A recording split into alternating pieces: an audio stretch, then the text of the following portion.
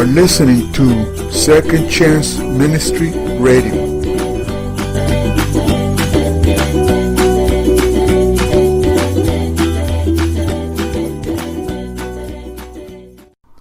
Walking in the Desert with God, Session 3.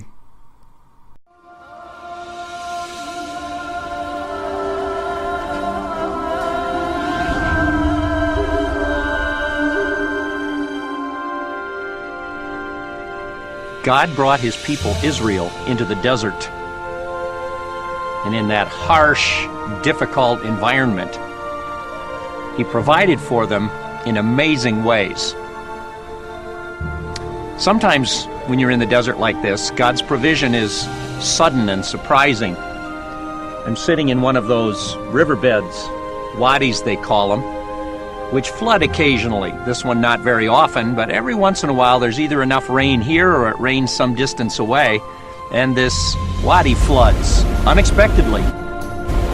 Great surprise. And so God's provision, like manna from the sky and water out of the rock, caught his people completely by surprise as he provided dramatically for them. Sometimes God's provision in the desert is already here.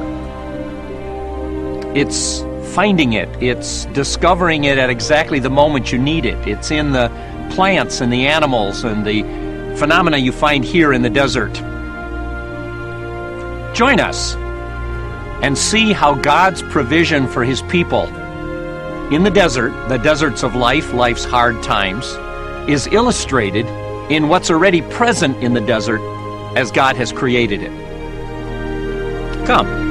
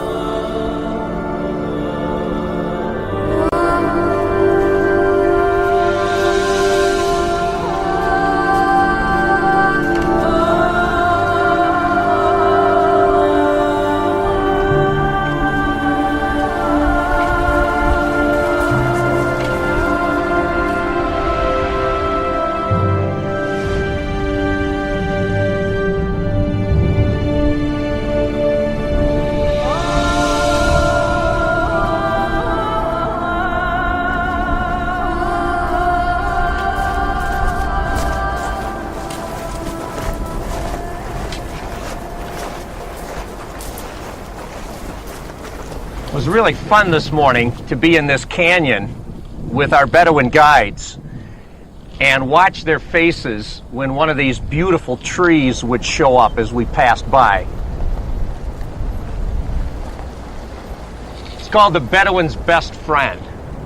It's an acacia tree, mentioned frequently in the Bible, and since the desert is the place God brings people to train, to teach, to shape, you can be sure there's a lesson here too. The Bedouin call it their best friend because they use so many things of it and from it. The obvious one, shade. You felt the temperature change as you walked in here. It's amazing the difference in degrees in 20 feet from there to here. In fact, you'll notice the animal droppings often are as big as the shade, the circle of where the sheep, honestly, the camels went, and they went about as far as the shade goes. If a tree falls or breaks or a branch falls off, they use it for fire. It makes a very hot fire. Lasts a long time, so a good campfire under an acacia tree is a good thing. You'll notice the tree bleeds. If it's wounded, it gets this black substance that runs. It almost looks like liquid here, but it's really very thick and hard soon after it's exposed. The Bedouin take that black sap and they boil it. They use it for stomach troubles, which you can get occasionally in this place. They use it for issues on your skin, scratches, scrapes, rashes. So it has a healing. Somebody in the group said, sort of like Jesus, he's wounded, others are healed. And I like that image, though the Bible doesn't use that particular one. It's a beautiful picture.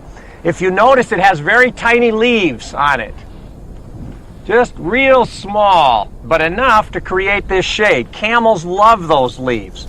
And in spite of the thorns, you'll see a camel stand under a tree like this and sort of graze the lower ones. So it has that value. In season, it produces a pod. They look like this. You can see there's one here on the branch. 1 kilo, my Bedouin friend told me, boiled, will feed a camel for a week. So if you can pick up 1 kilo and soak it in water, that's enough food for a camel for a whole week. In other words, this is a tree with lots and lots of uses for lots of people. In fact, one of you said it this way this morning, this is one of the slowest growing trees in the world. Extremely hard wood. That tree has been here for hundreds of years. So in a sense, God created a tree here, or caused a tree, knowing hundreds of years later we were going to need some shade to stand in on a warm day. Now obviously it wasn't just for us, because people have been doing that for centuries, but I need you to see that the tree is extremely valuable for people today as it was for people in ancient time. Now a legitimate question would be, does this tree enter the biblical story? Or better, what's God's lesson for us here? Well, first of all, this is the kind of wood the Ark of the Covenant was made from. So there's a very practical function in Israel's experience. There aren't a lot of them this big, but you can see on a tree this size, you could cut it down, make small timbers at least, small planks that could be used for the frame of the tabernacle and the fence around the outside, and then for the Ark of the Covenant itself. So there's lots of Jewish teaching out of the fact the acacia tree becomes the box, the container in which the Word of God is, and the cover on which the presence of God is. So acacia tree, in a sense, growing for centuries out here in the wadis, is God's preparation to contain His Word eventually. But there's another use of this tree, and it kind of catches people by surprise. We're in a riverbed. Dry as it is, this is a wadi. When it rains, and it doesn't rain much here obviously, but when it rains, these rocks cannot absorb the water, and so they flood. That's the definition of a wadi. It's a riverbed that's running with water during rainy season, during flood season, can flood very dramatically. You'll always find these acacias along the edge of the stream beds that flood occasionally. You won't see them halfway up the cliff. Sometimes they'll be a few feet above, but they've got to get their roots, and those roots will often come way down, all the way out into the stream bed. They've got to get those roots out into that stream bed or they don't survive. When it doesn't flood, sometimes as much as 10 years or more, I'm told, the tree will go dormant. And it'll stand here as if it's dead. Then suddenly, years later, you get a flood and it'll come back to life. You get a beautiful little flower on it, and then those pods as the fruit. And then for a season it's very good, and wait next season to see if there's, again, a flood.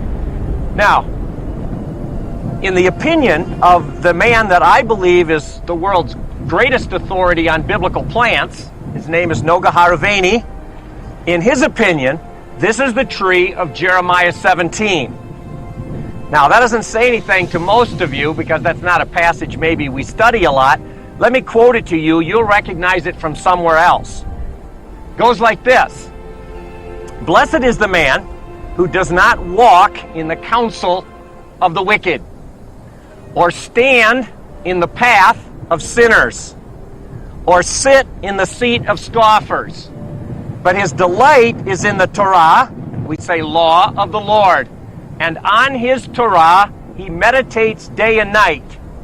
He is like a tree planted by streams of water. Stop a moment. I would guess there are not many of you here that would have ever seen this as the picture behind that psalm. I mean, we've made it an oak tree next to the Mississippi. Now, there's nothing wrong with that. In fact, I'm not going to try and prove to you that this is exactly the tree God meant in Psalm 1 and Jeremiah 17. What I want you to see is, if I was living in the desert and read that psalm, this is my picture. The only tree I know planted by streams of water is this one. And guess what? It bears its fruit in its season. In other words, from a desert point of view, this tree is a picture of someone deeply rooted into the water of these floods, who then provides all kinds of things over years and years and years for entire communities of people. Salve, medicine, camel food, wood for fire, even wood for the Ark of the Covenant. So it seems to me that one of the lessons God is teaching is that in the desert we're called to be broom trees. Broom trees provide shade. So do these. But there's even a greater call as God's people. We must become acacia trees. Trees that provide all kinds of things for the community in the desert where there isn't much, and this becomes God's way of sustaining just enough to continue. So, are you a tree like this one? As people walk through their life's path, do they find you as a place to stop and feel the coolness of the shade for a few moments? To find the salve, or the wood, or the pods? That's the question. I think that's a beautiful picture. How do you become that? Well, let's go back to the Psalm instead of Jeremiah.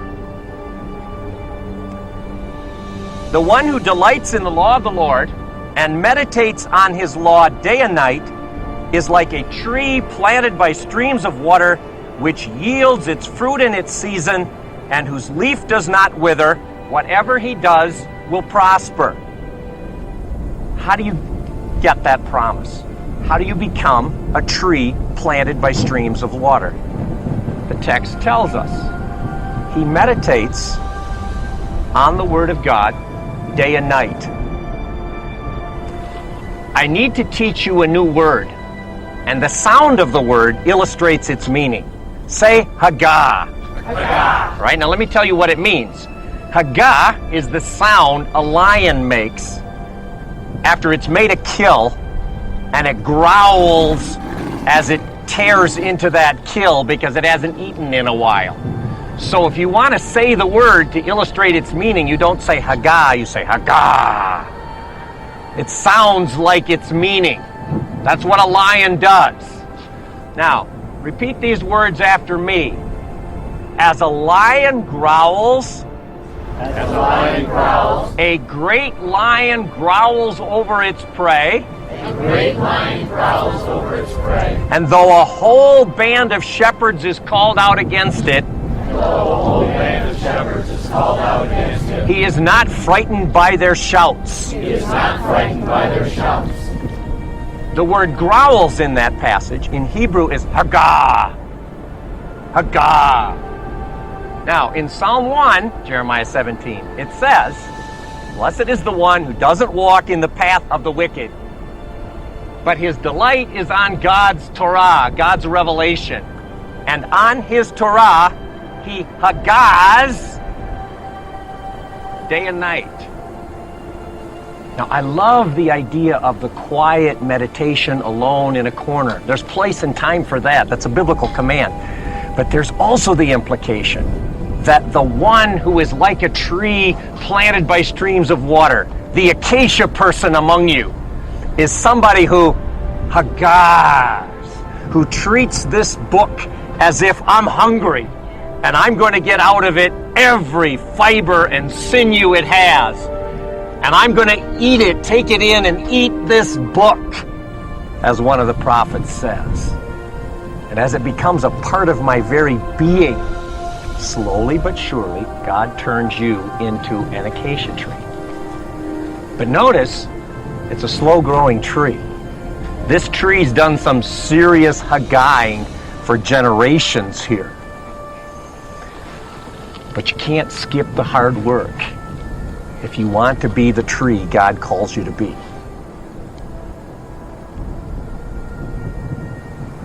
The desert is an amazing place because every turn you meet God and he teaches you something else. I'm sure there's something around the next bend. Let's go see. Come.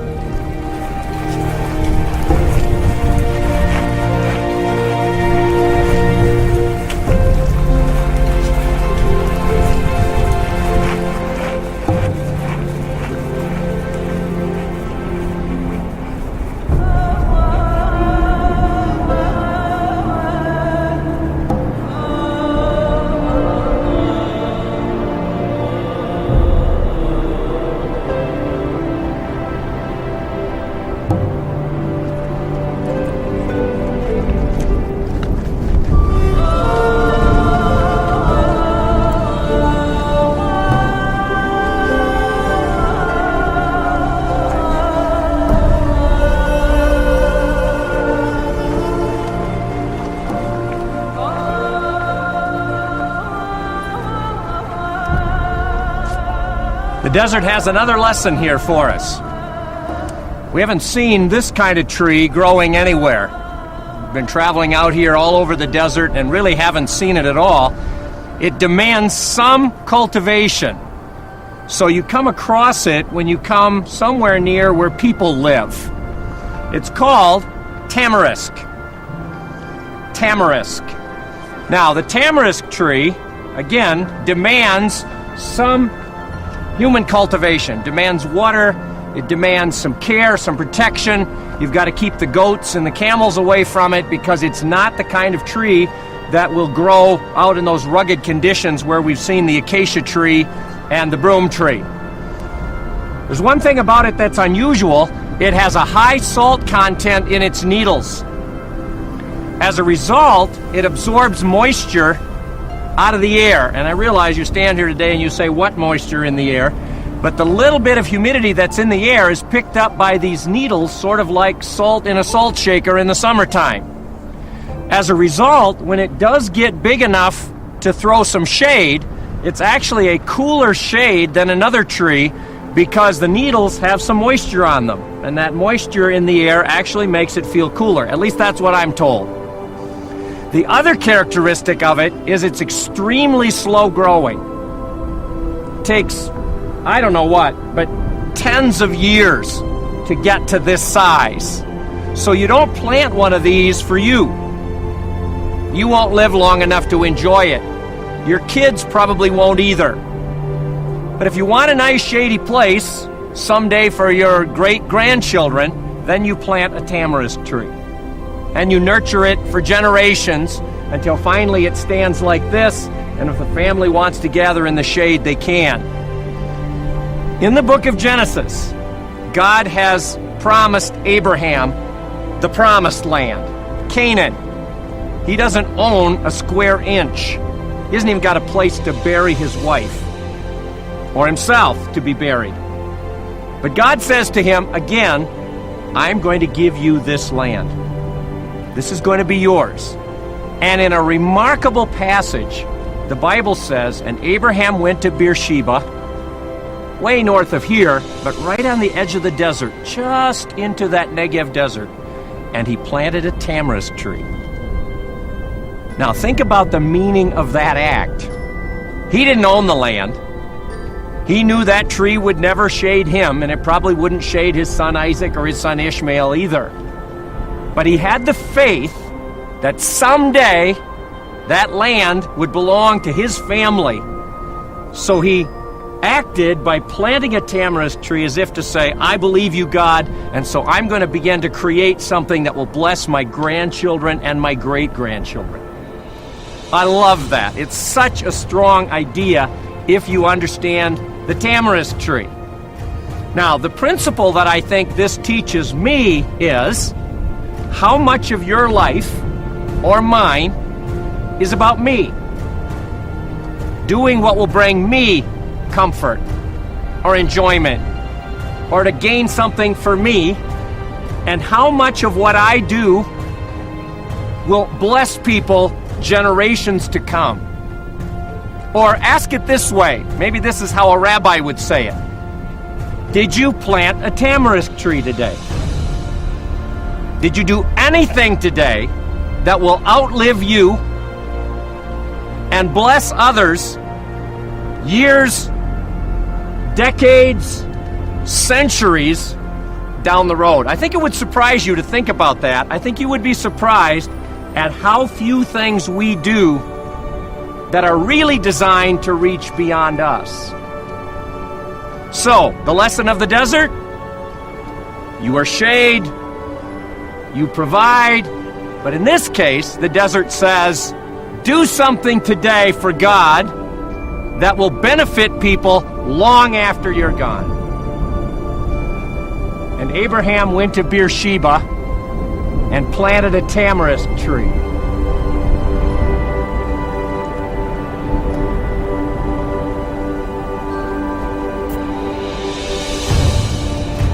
And so the desert speaks again.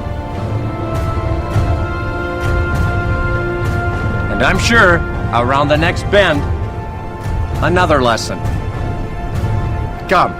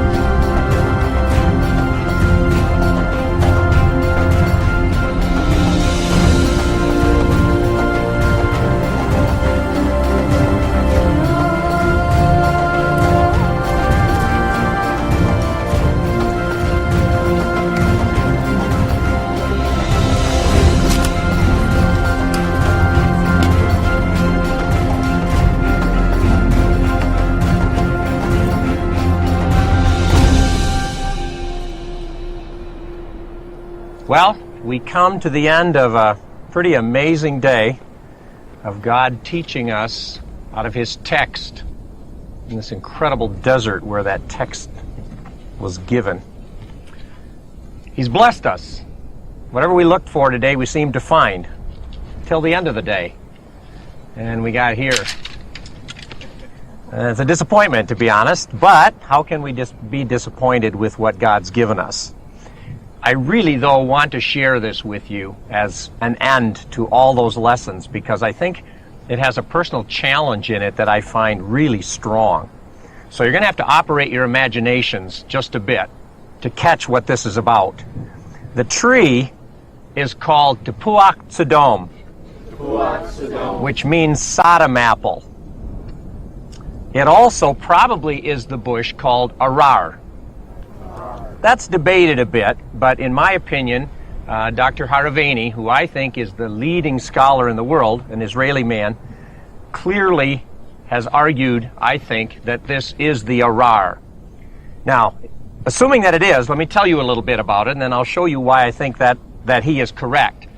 This tree, very rare. We've been all day, several days in the desert, in fact, and we haven't seen any till this one. This tree grows out in the middle of nowhere. And if you look around, you see what I mean by nowhere. I mean, there is nothing around here but a few rhodum and a few acacias. And somehow this tree is able to grow, occasionally. They say the roots go down more than a couple 100 feet and reach water. So it's not cultivated, it grows here on its own. Because of that, it can survive in extreme desert conditions. When it's green, it is the most stunning. One of you said, who has seen it, one of you said it's forest green in color. Just absolutely beautiful. Huge leaves and a fruit the size of a small grapefruit growing on it. You see it in the distance and you think to yourself in this desert, I can't believe there's anything like this out here. You get up close and those fruit hang, just a whole lot of them.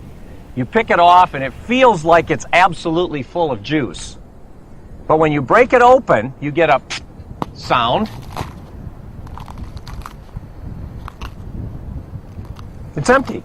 It's literally empty. There's just air inside and a little white milky substance that comes out of the skin, which they say is poisonous. So it basically has very little use, and in spite of how beautiful it looks, operate your imaginations now, in spite of how beautiful it looks, really, there's nothing in it but death. Now, I think that that's the object of Jeremiah's teaching in his book. He starts out his teaching, he's going to talk about two trees. He starts out by saying, cursed is the one who trusts in man. The word cursed comes from exactly the same root as the word arar.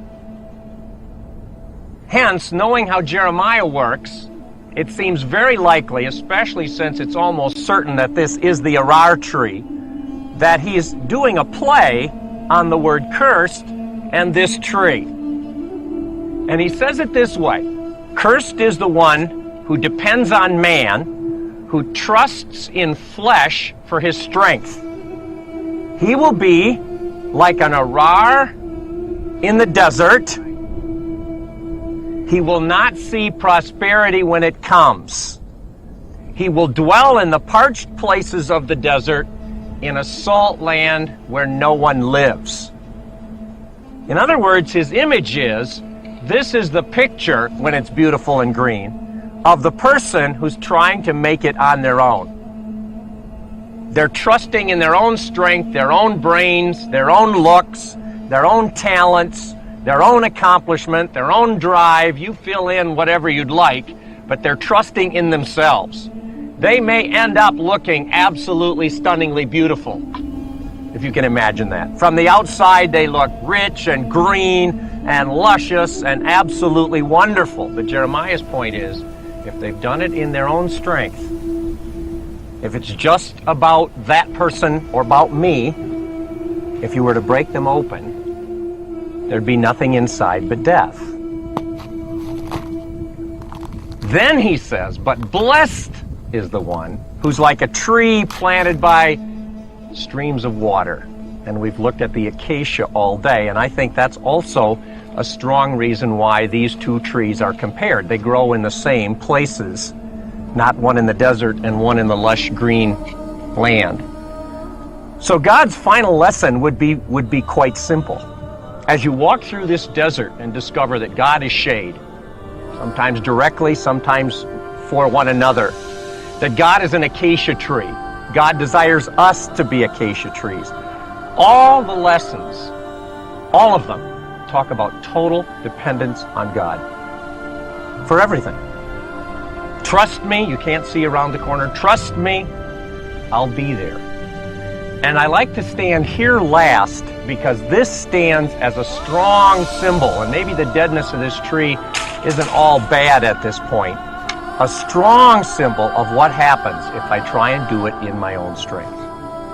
It may look good to you, but in the long run, it's nothing but death. I pray you would be a broom tree, an acacia tree, and not an arar. So, God taught us today. I feel closer to Him. I feel He spoke to us through this amazing book as it's set in trees and plants and places. The bottom line, will you depend on me always and for everything? If you will be like a tree planted by water. May your desert be richly blessed because of your total trust in God. Come, it's time to go.